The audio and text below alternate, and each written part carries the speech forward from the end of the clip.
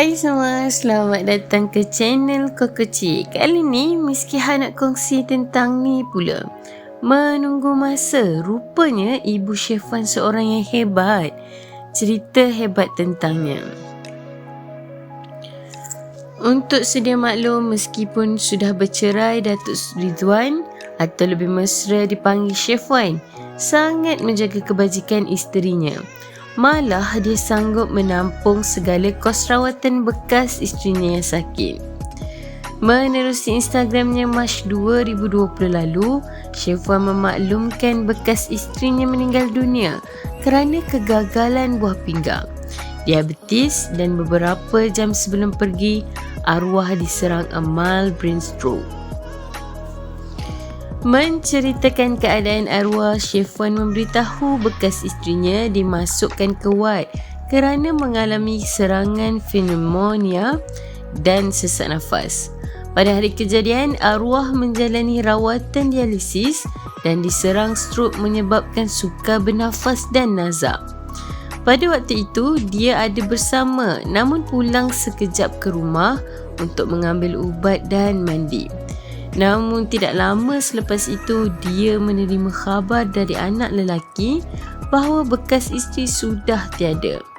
Namun beliau tetap bersyukur kerana arwah tidak lagi menderita sakit dan selamat dikebumikan.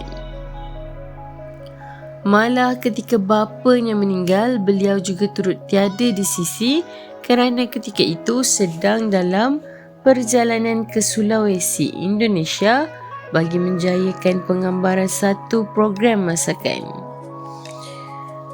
Menerusi laporan di murai.com, pemergian bapanya itu diterima ketika dia jauh dari sisi arwah menambahkan lagi rasa sedih dan terkilanya. Maka tidak hairanlah kini beliau menjaga ibunya, Noraini Abdullah atau lebih mesra disapa Cik Aini, yang dalam keadaan tenang. Menerusi satu perkongsian, Syefwan memberitahu dia reda jika Allah menjemput ibunya pada malam Jumaat serta tidak sanggup melihat ibunya sengsara dalam jangka masa panjang.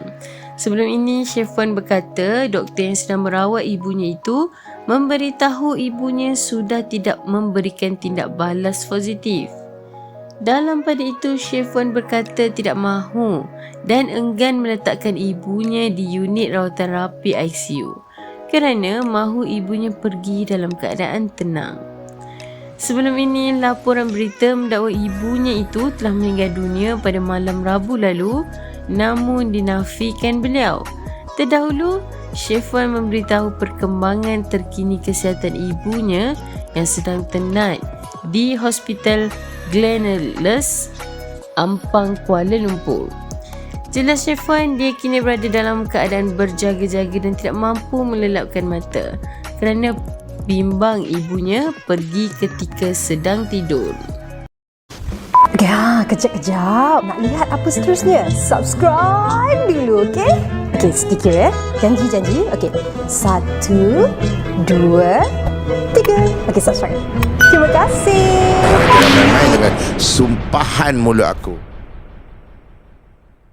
Diulangi, artikel ini diambil dari artikel berkenaan.